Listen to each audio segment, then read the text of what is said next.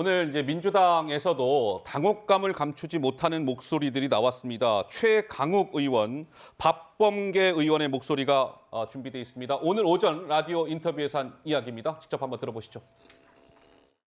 아니요, 전혀. 정말 좀 놀랐습니다. 황당하기도 했고. 일단 그 중간에 왜 무효표 분류 여부를 두고 좀 공백 시간이 있었지 않습니까? 길어진 시간이. 그때만 해도 무슨 이런 결과를 생각하는 분은 거의 없었고요. 저는 지금의 결과를 놓고 모르겠습니다. 이걸 이렇게 직접 나서서 이제 소위 가결표까지 던진 분도 지금 있는 걸로 보이잖아요. 예측한 것보다 뭐 이탈표라고 표현할 수밖에 없죠. 30표 이상 있는 것 같은데 매우 당황스럽고 무겁습니다. 놀랬고요. 부결을 당론으로 아예 결정을 해야 된다고 보십니까? 그러한 논의는 좀 필요하다고 봅니다. 박범계 의원이 지금 중요한 얘기했습니다. 다음에 설사 이재명 대표의 체포동의안이 또 구속영장이 청구가 돼서 체포동의안이 표결에 붙여지면 그때는 부결을 당론으로 아예 딱 못 박을 필요가 있을 것 같다라는 취지의 이야기를 했습니다. 글쎄요, 이제 저 부분도 어떻게 될지 좀 봐야 될 것 같고, 비명계 의원들 사이에서는 어제 저 결과와 관련해서 뭐 다양한 목소리들이 나오고 있는데 이런 얘기입니다. 이재명 대표는 사실상 탄핵을 당한 것이다. 또 다른 비명계 의원은 이재명 리더십에 크나큰 상처를 입었다. 지도부 전체에 대한 경고다. 심판으로 볼 수 있다. 이런 목소리 넘겨주세요. 이 대표가 압박받는 상황이 예상보다 빨리 왔다. 이 대표에 대한 분명한 경고 표시다. 단일 대우 구호가 깨진 만큼 타격이 불가피하다라는 목소리가 나왔습니다. 장윤미 변호사님, 이재명 대표는 지금 어제의 저 표결 결과 그리고 비명계한테는 뭐 탄핵을 당한 것이다. 이런 얘기가 나오고 있는 상황에서 대표직을 계속 유지해 나갈 수 있겠습니까? 저는 지금 이 민주당 앞에 놓인 길은 두 가지일 것 같은데요. 두 가지요? 아마 어제 압도적인 부결이라는 선언이 사실상 안 이루어진 거 아니겠습니까? 그렇다면 검찰로서는 뭔가 영장을 재청구할 동인이 상당히 확보됐다라고 자체 판단을 할 겁니다. 그러면 그 이후에 만에 하나 영장이 재청구됐을 때 회기 중이라면 민주당이 어떤 선택을 할 것인가?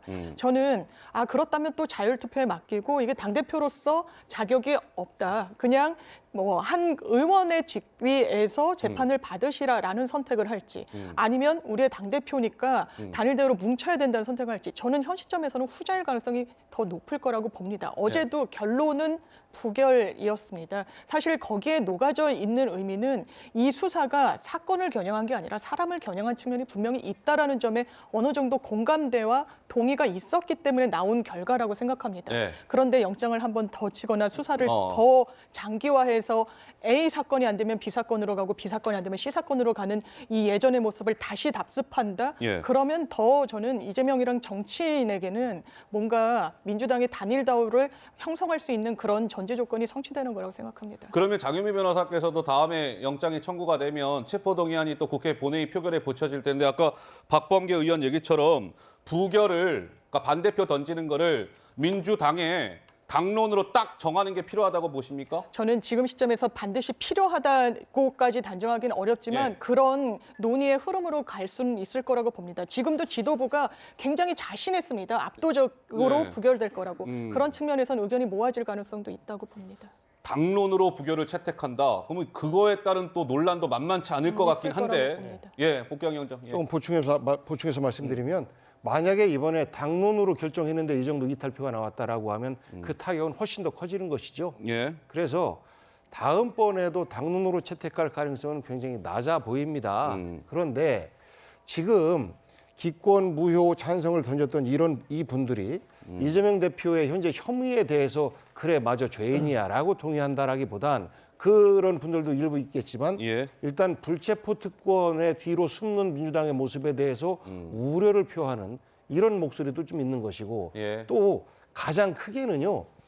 만약에 그 아무리 낮게 본다 할지라도 노웅래 의원 정도의 어떤 그 부결표가 나왔다라고 하면 이재명 지도부에 대한 리더십을 공고화해주는 결과이기 때문에 그러면 안 돼. 우리 몇몇이라도 반대표를 내서 반대가 있다라는 목소리를 좀 보여줘야 돼라는 것들이 사실상 나는 그래도 찬성으로 목소리를 내야지라고 공개적으로 얘기 안 했지만 예. 그 반대 진영에 있던 분들의 정서가 다 같이 나온 것 같아요. 아, 그렇군요. 그래서 예. 정치적 표현이다 이렇게 보는 것이 맞는 것 같고 이것이 서로 놀란 겁니다. 너무 많이 나오니까 예. 서로 놀라서 예. 만약에 또 한 번 검찰에서 그런 일이 있다라고 했을 영장을 때는 선고하면? 조금 결과가 다를 수가 있겠다라고 전망을 해봅니다.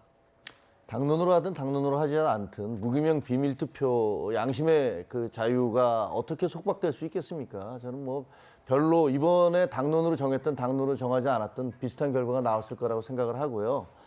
그다음에 다음에 만약에 올라오면 어떻게 될 것이냐. 이번 같은 경우는 논란이 굉장히 많은 것이라고 이재명 대표 측에서 계속 주장을 해왔습니다. 네. 하지만 다음에 올라올 것은 대북 송금에 불법 송금에 대한 것이잖아요. 근데 그거는 지금 김성태 회장이 다 진술을 하고 있어요. 그리고 그 측근들이 다 얘기를 하고 있고요. 거기에 대한 어떤 돈이 오간 흐름이 다 있단 말입니다. 구체적이고 명백한 증거가 있는 것들이 제시가 되면서 다시 체포 영장이 올라올 때 과연 민주당 의원들이 그걸 보면서도 안 돼, 우리 막아줘야 돼 이렇게 얘기할 수 있을까요? 아마 저는 가결될 가능성이 굉장히 크고 만약에 그래서 가결이 된다면 이재명 대표의 정치 생명은 그걸로 종결되는 게 아닐까 싶습니다. 아하, 왜냐하면 예. 당대표를 하면서 그 부분에 대해서 자기 당이 압도적 다수를 차지하고 있는데 자기 당 의원들이 그것을 가결로 동의를 한다면 예. 더 이상 정치할 수 없는 거 아니겠습니까? 알겠습니다. 그러니까 예. 제가 보기에는 이재명 대표께서 이번 결과를 신중하게 받아들이고 이게 무슨 뭐 민의의 정당에서 검찰의 부당함이 확인됐다는 이런 소리 하지 마시고요.